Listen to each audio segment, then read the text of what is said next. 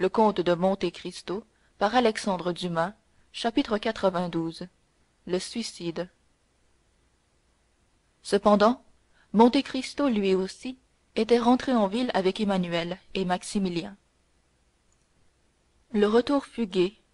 Emmanuel ne dissimulait pas sa joie d'avoir vu succéder la paix à la guerre, et avouait hautement ses goûts philanthropiques. Morrel, dans un coin de la voiture, laissait la gaieté de son beau-frère s'évaporer en paroles, et gardait pour lui une joie tout aussi sincère, mais qui brillait seulement dans ses regards. À la barrière du trône, on rencontra Bertuccio. Il attendait là, immobile comme une sentinelle à son poste.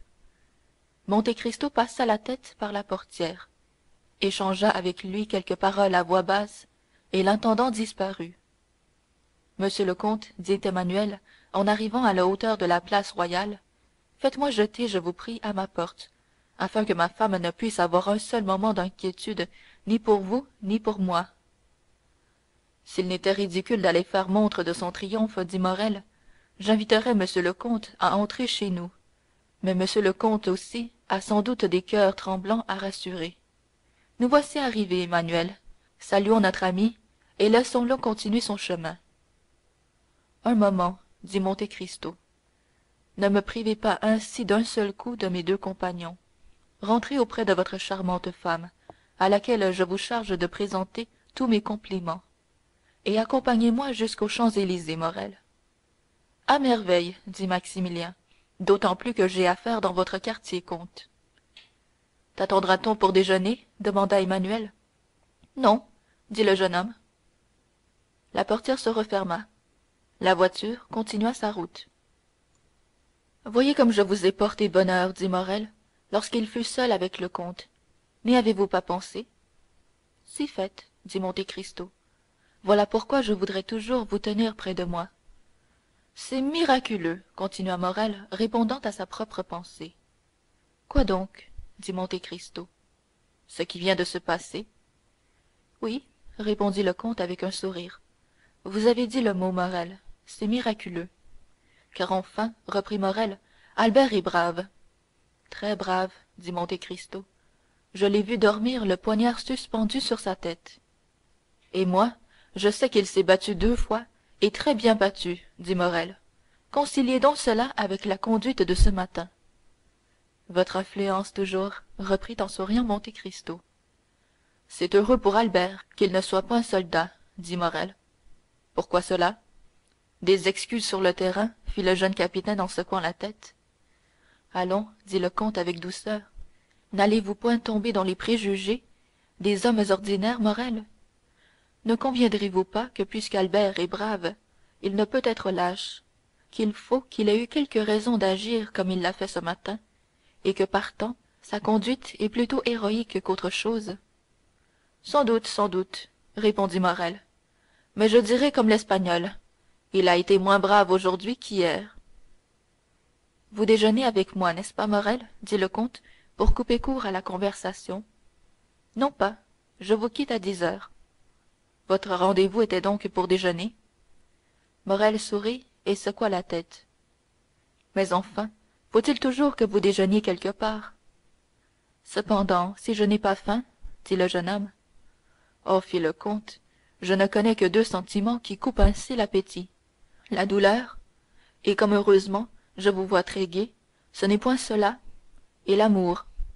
Or, d'après ce que vous m'avez dit à propos de votre cœur, il m'est permis de croire. Ma foi, comte, répliqua gaiement Morrel, je ne dis pas non. Et vous ne me contez pas cela, Maximilien, reprit le comte d'un ton si vif que l'on voyait tout l'intérêt qu'il eût pris à connaître ce secret. Je vous ai montré ce matin que j'avais un cœur, n'est-ce pas, comte?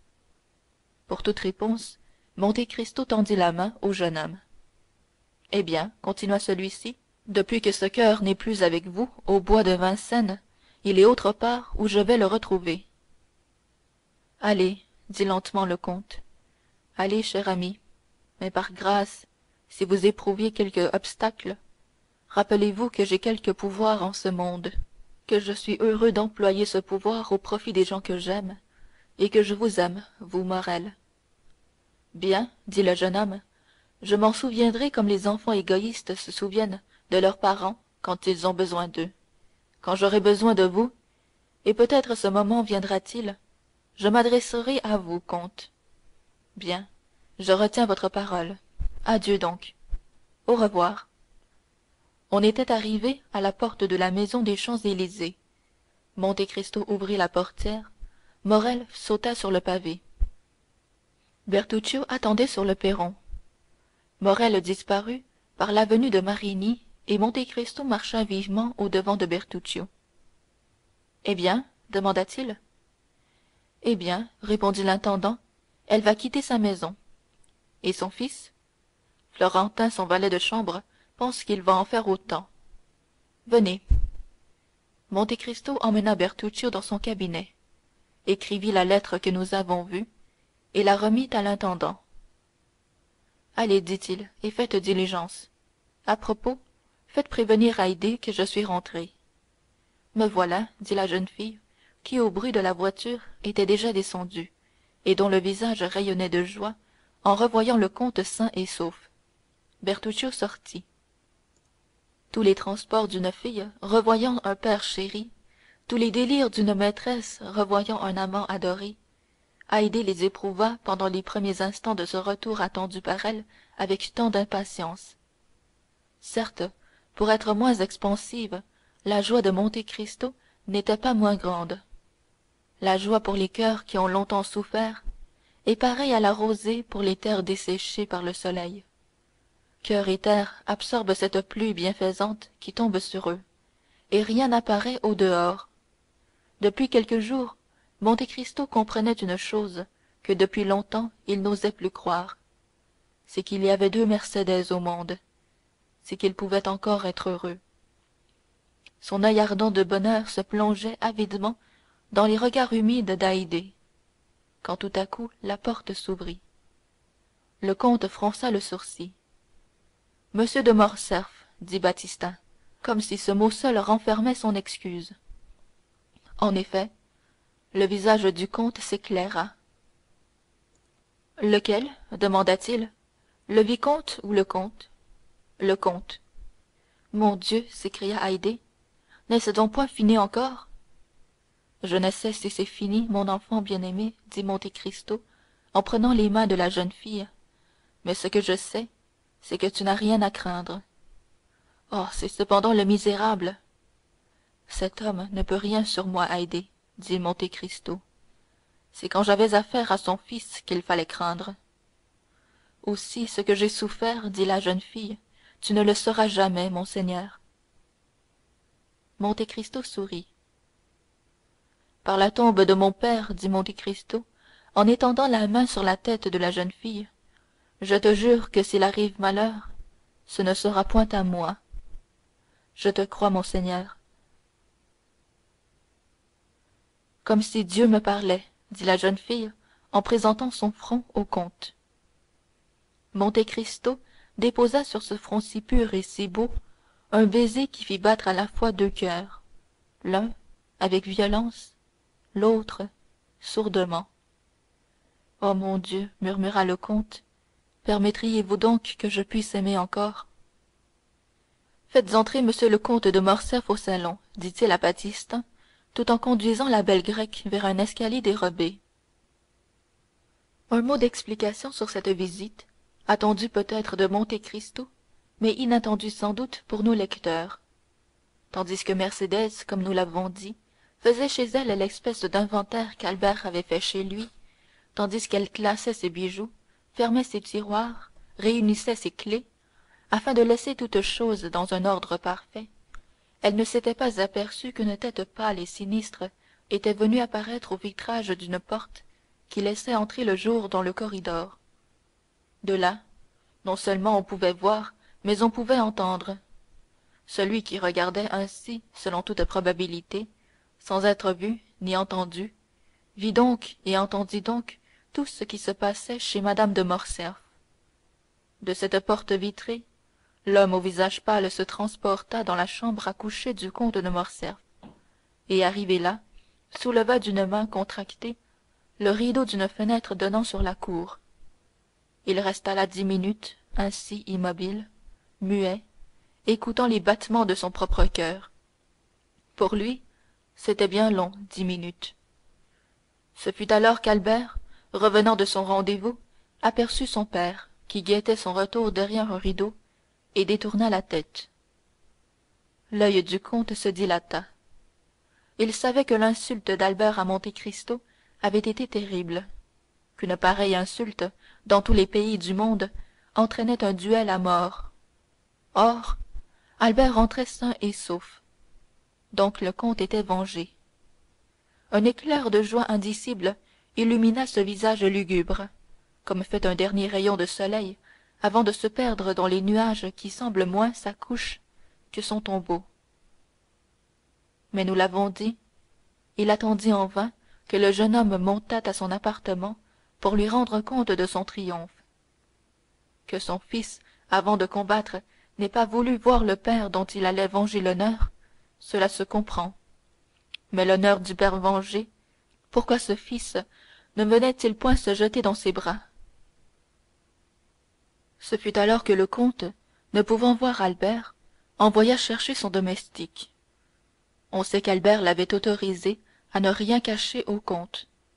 10 minutes après, on vit apparaître sur le perron le général de Morcerf, vêtu d'une redingote noire, ayant un col militaire, un pantalon noir, des gants noirs.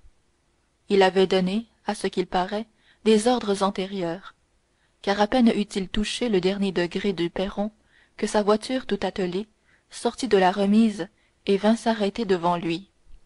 Son valet de chambre vint alors jeter dans la voiture un caban militaire, raidi par les 2 épées qui l'enveloppaient. Puis, fermant la portière, il s'assit près du cocher. Le cocher se pencha devant la calèche pour demander l'ordre. Aux Champs-Élysées, dit le général, chez le comte de Monte Cristo. Vite. Les chevaux bondirent sous le coup de fouet qui les enveloppa. 5 minutes après, ils s'arrêtèrent devant la maison du comte. M. de Morcerf ouvrit lui-même la portière, et la voiture roulant encore, il sauta comme un jeune homme dans la contre-allée, sonna et disparut dans la porte béante avec son domestique. Une seconde après, Baptistin annonçait à M. de Monte Cristo le comte de Morcerf, et Monte Cristo, reconduisant Haydée, donna l'ordre qu'on fît entrer le comte de Morcerf dans le salon. Le général arpentait pour la 3e fois le salon dans toute sa longueur, lorsqu'en se retournant, il aperçut Monte Cristo debout sur le seuil.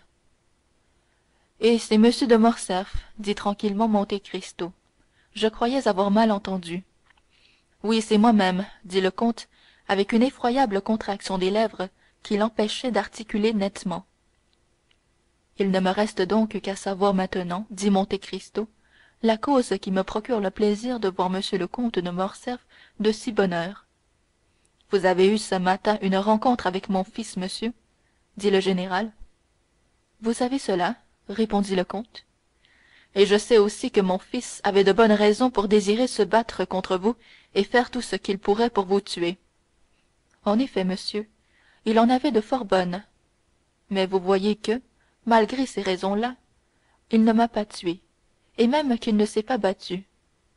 Et cependant, il vous regardait comme la cause du déshonneur de son père, comme la cause de la ruine effroyable qui, en ce moment, accable ma maison. C'est vrai, monsieur, dit Monte Cristo avec son calme terrible. Cause secondaire, par exemple, et non principale. Sans doute vous lui avez fait quelque excuse ou donné quelque explication. Je ne lui ai donné aucune explication, et c'est lui qui m'a fait des excuses. Mais à quoi attribuez-vous cette conduite? À la conviction, probablement, qu'il y avait dans tout ceci un homme plus coupable que moi. Et quel était cet homme? Son père.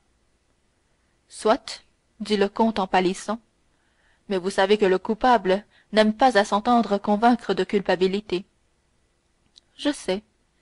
Aussi je m'attendais à ce qui arrive en ce moment.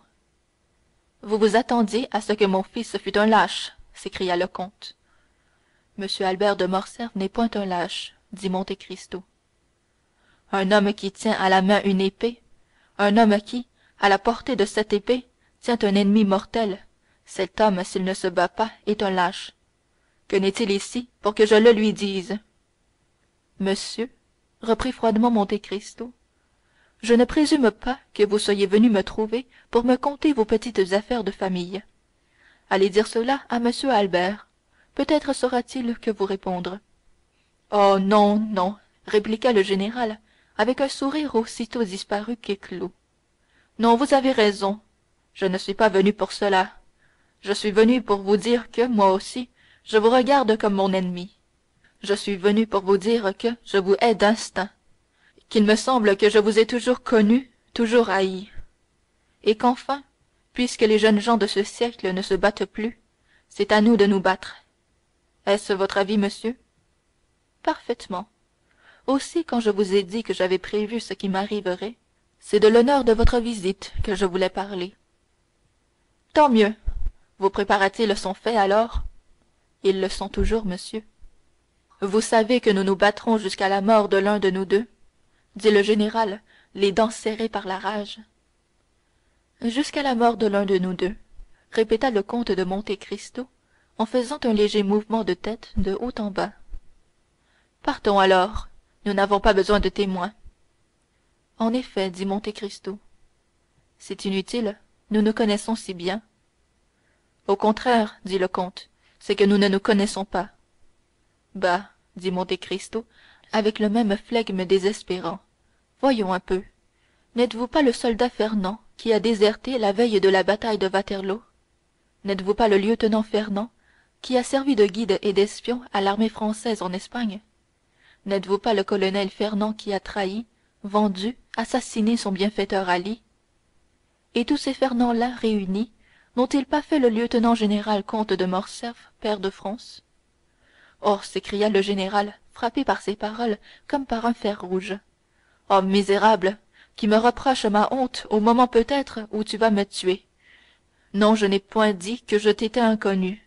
Je sais bien, démon, que tu as pénétré dans la nuit du passé et que tu y as lu, à la lueur de quel flambeau, je l'ignore, chaque page de ma vie. Mais peut-être y a-t-il encore plus d'honneur en moi, dans mon opprobre, qu'en toi, sous tes dehors pompeux.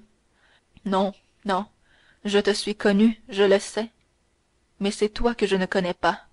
Aventurier cousu d'or et de pierreries, tu t'es fait appeler à Paris le comte de Monte Cristo, en Italie Simbad le marin, à Malte, que sais-je. Moi, je l'ai oublié, mais c'est ton nom réel que je te demande. C'est ton vrai nom que je veux savoir, au milieu de tes 100 noms, afin que je le prononce sur le terrain du combat au moment où je t'enfoncerai mon épée dans le cœur. Le comte de Monte Cristo pâlit d'une façon terrible. Son œil fauve s'embrasa d'un feu dévorant.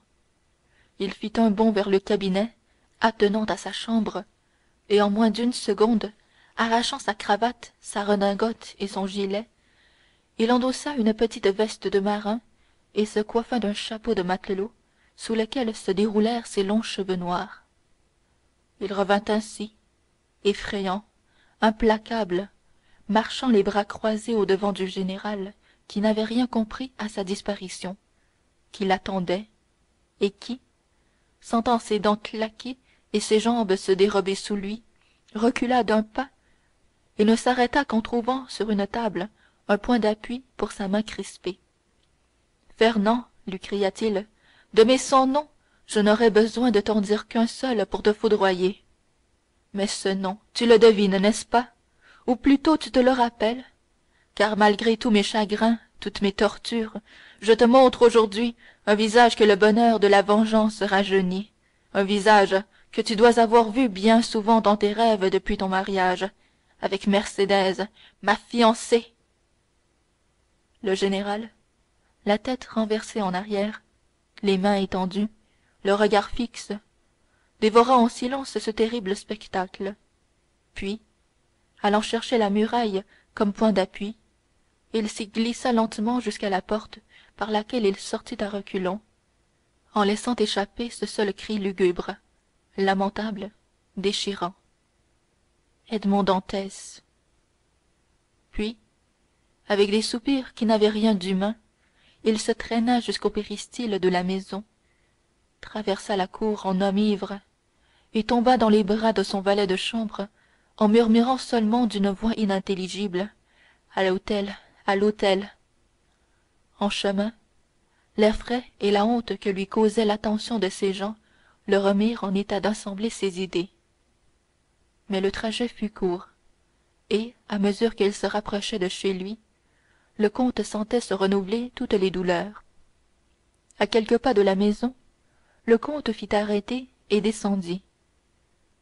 La porte de l'hôtel était toute grande ouverte. Un fiacre, tout surpris d'être appelé dans cette magnifique demeure, stationnait au milieu de la cour. Le comte regarda ce fiacre avec effroi, mais sans oser interroger personne, et s'élança dans son appartement. Deux personnes descendaient l'escalier. Il n'eut que le temps de se jeter dans un cabinet pour les éviter. C'était Mercédès, appuyée au bras de son fils, qui tous deux quittaient l'hôtel. Ils passèrent à deux lignes du malheureux, qui, caché derrière la porte de Damas, fut effleuré en quelque sorte par la robe de soie de Mercédès, et qui sentit à son visage la tiède haleine de ces paroles prononcées par son fils. Du courage, ma mère. Venez, venez, nous ne sommes plus ici chez nous. Les paroles s'éteignirent, les pas s'éloignèrent. Le général se redressa, suspendu par ses mains crispées au rideau de Damas. Il comprimait le plus horrible sanglot qui fût jamais sorti de la poitrine d'un père, abandonné à la fois par sa femme et par son fils. Bientôt, il entendit claquer la porte en fer du fiacre, puis la voix du cocher, puis le roulement de la lourde machine ébranla les vitres. Alors, il s'élança dans sa chambre à coucher pour voir encore une fois tout ce qu'il avait aimé dans le monde. Mais le fiacre partit sans que la tête de Mercédès ou celle d'Albert eût paru à la portière, pour donner à la maison solitaire, pour donner au père et à l'époux, abandonné, le dernier regard, l'adieu et le regret, c'est-à-dire le pardon. Aussi, au moment même où les roues du fiacre ébranlaient le pavé de la voûte, un coup de feu retentit, et une fumée sombre sortit par une des vitres de cette fenêtre de la chambre à coucher, brisée par la force de l'explosion. Chapitre 92.